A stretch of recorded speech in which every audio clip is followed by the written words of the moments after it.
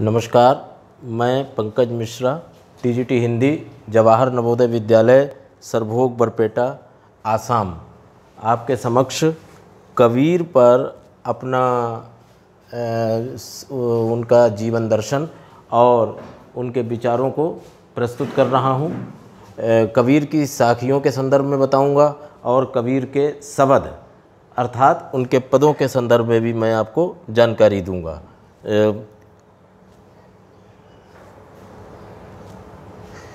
कबीर के संदर्भ में बताने के साथ साथ मैं कुछ बिंदुओं को आपको बताना चाहता हूँ जिनके आधार पर मैं आगे बढ़ूँगा। सबसे पहले कबीर का जीवन परिचय, कबीर के जीवन परिचय के बारे में आपको जानकारी दी जाएगी। कबीर का रचनात्मक योगदान कि उन्होंने जो रचनाएं लिखी हैं उन रचनाओं में क्या निहित है और कौन कौन सी रचनाएं हैं। कबीर की साहित्यिक विशेषताएं, उनकी भाषा शैली, कबीर की साखियाँ और शब्द, इनके विषय में मैं आपको गहराई से बताऊंगा। कबीर के जीवन परिचय के संदर्भ में मैं बताना चाहता हूं कि कबीर का जन्म 1398 में हुआ था।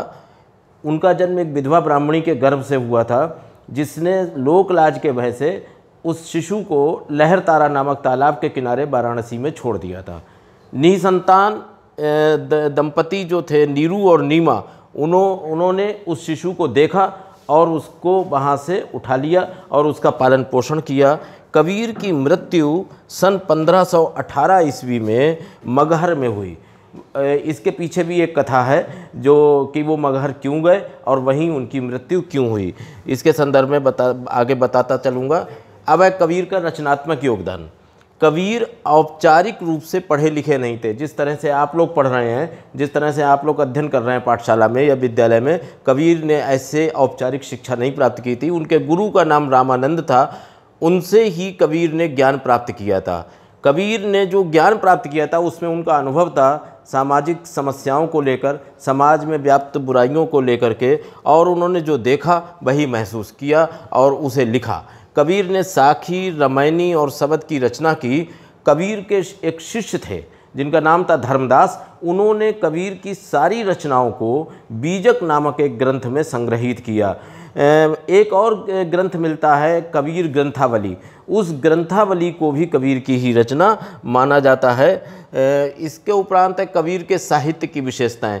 कबीर ने अपनी रचनाओं में समाज की समस्याओं को अभिव्यक्ति दी। कबीर ने गुरु महिमा, गुरु भक्ति, साधु महिमा और आत्मबोध को भी अभिव्यक्ति दी है। कबीर ने मूर्ति पूजा, छुआछूत, ऊंच नीच, जात आदि पर भी प्रहार किया है। कबीर की भाषा शैली, चूँकि आप उनको साहित्य के अंतर्गत पढ़ रहे हैं, उनको इसलिए भाषा शैली का जानना आवश्यक है। कबीर हिंदू मुस्लिम एकता के समर्थक थे, इस कारण उनकी भाषा पर दोनों संप्रदायों की भाषा का प्रभाव पड़ा। हिंदी का भी प्रभाव पड़ा और उर्दू का भी प्रभाव पड़ा। इनके द्वारा रचित साखियों में अवधी, राजस्थानी, भोजपुरी और पंजाबी आदि भाषा का प्रभाव झलकता है। चूँकि इनकी भाषा जो है विभिन्न स्थानों पे इन्होंने भ्रमण किया, इसलिए खिचड़ी भाषा हो गई। उसको पंचमेल खिचड़ी भाषा भी कह सकते हैं हम, उसको सदुक्कड़ी भाषा भी कह सकते हैं, क्योंकि साधुओं के बीच में कबीर रहे। कबीर की साखियाँ और शब्द, जैसा कि पहले बताया गया है, उनकी रचनाओं के संदर्भ में मैं चर्चा करूँगा। साखियों का मतलब होता है या साखी का मतलब होता है साक्ष्य। साक्ष्य माने जो उन्होंने देखा उसका प्रमाण है, जो उन्होंने लिखा वो इस बात की साक्ष्य है कि समाज में उन्होंने क्या देखा। और शब्द बेपद होते हैं जिनमें ज्ञान, भक्ति, प्रेम आदि को लय के साथ में गाया जा सके। कबीर ने साखी और शब्द में किन किन चीज़ों को व्यक्त किया है? प्रेम को व्यक्त किया है, ज्ञान को व्यक्त किया है, आडंबर को व्यक्त किया है, भक्ति को व्यक्त किया है। यानी जो भी समाज की बुराइयां हैं वो इन साखियों और शब्द में कबीर ने अभिव्यक्ति प्रदान की है।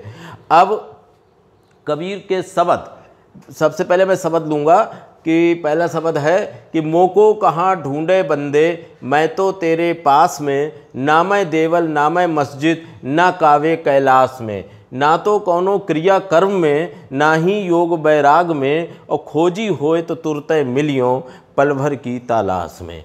कहा है कबीर सुनो भाई साधो सब सांसों की सांस में। अब आप देखिए, ये आपके लिए नई चीज़ है, दूसरी भाषा है, इस शब्दावली भी इसमें भिन्न है हिंदी से कुछ, इसलिए इसके शब्दार्थ समझना आपको आवश्यक है। सबसे पहले मोको, मोको माने मुझको, देवल मतलब देवालय। योग का मतलब योग साधना, आप लोग जानते हैं योग का आपको कक्षा भी लगती है, आपको योग का ज्ञान भी कराया जाता है। ये भी योग है और साथ साथ योग साधना भी होती है, जिसके द्वारा हम ये जीवात्मा परमात्मा से तालमेल होता है। तलाश का मतलब खोज, यानी हम किस चीज़ की तलाश में हैं।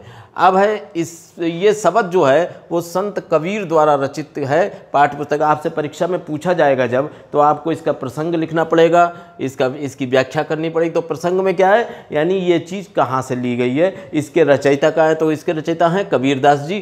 कृतिका भाग 1 से ली गई है और कबीरदास ने प्रभु के स्वरूप का वर्णन किया है।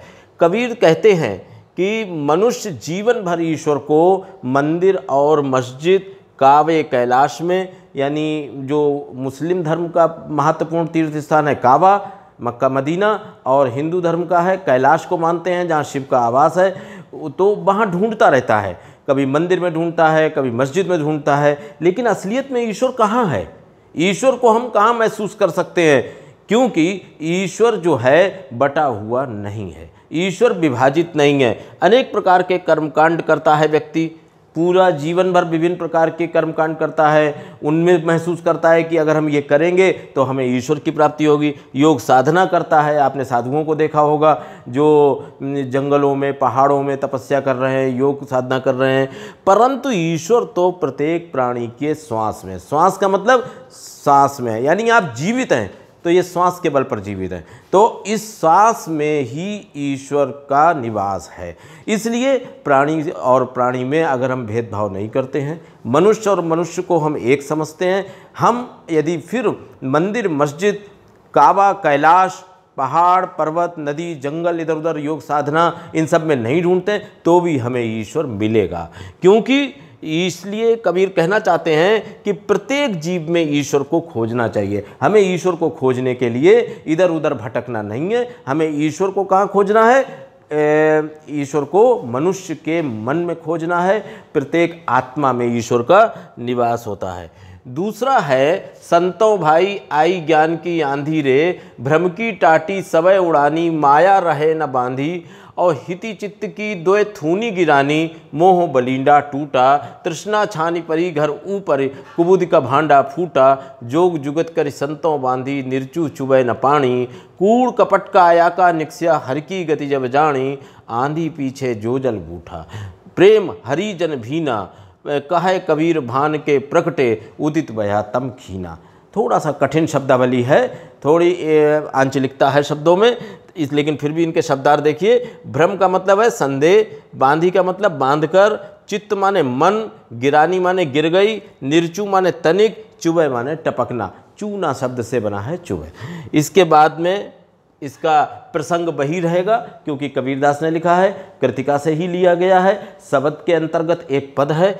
व्याख्या के अंतर्गत आते हुए मैं बताना चाहता हूँ कि कवि कहते हैं कि ज्ञान का जब प्रभाव पड़ता है, जब कहा भी गया है तमसोमा ज्योतिर्गमय अस्तोमा सद्गमय, यानी हम अंधकार से प्रकाश की ओर कैसे जाएंगे? ज्ञान के बल पे जाएंगे। यही कबीर यहाँ पर बताना चाहते हैं कि जब व्यक्ति के अंदर ज्ञान प्रवेश करता है, जब व्यक्ति का ज्ञान से संपर्क होता है, तो उसके मन में बहुत सारी चीज़ें आती हैं। और कबीर तो ज्ञान की आंधी के बारे में चर्चा कर रहे हैं, आंधी से ज्ञान को कंपेयर कर रहे हैं, तुलना कर रहे हैं, तो निश्चित रूप से वहाँ पर जब वो आंधी की तरह ज्ञान मन में प्रवेश करेगा तो आप में क्या क्या परिवर्तन आएंगे। जैसे आंधी आने पे क्या क्या परिवर्तन आते हैं, उसी तरीके से ज्ञान का मन में प्रवेश होने पर व्यक्ति में क्या क्या परिवर्तन परिलक्षित होते हैं। आप देखिए, कवि कहते हैं कि जब ज्ञान का प्रभाव पड़ता है तो भ्रम समाप्त होने लगता है। हमारे मन में भ्रम तभी है, ये सांप है या रस्सी है, ये भ्रम कब तक है? जब तक हमें सांप का और रस्सी का दोनों का अलग अलग अनुभव और ज्ञान नहीं है।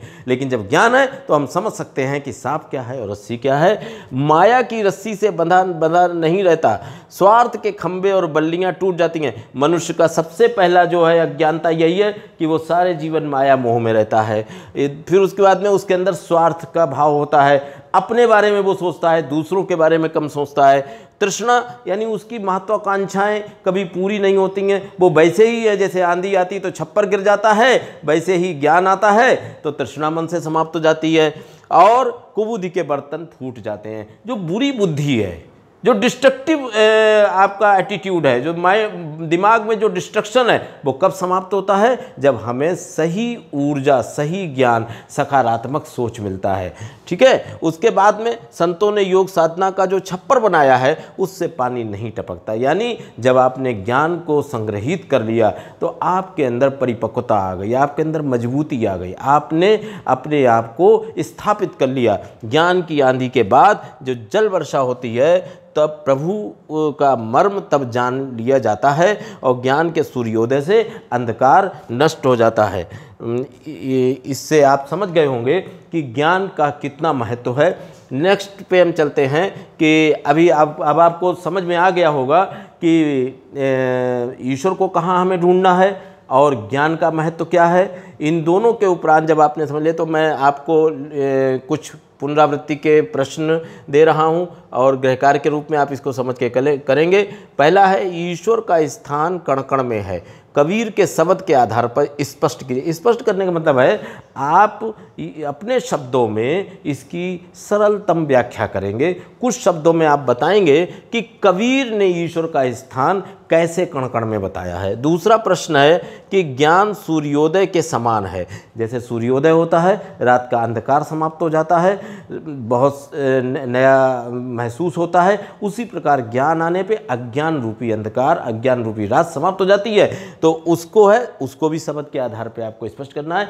जैसे जैसे कबीर ने स्पष्ट किया है आप अपने शब्दों में उसकी व्याख्या करेंगे।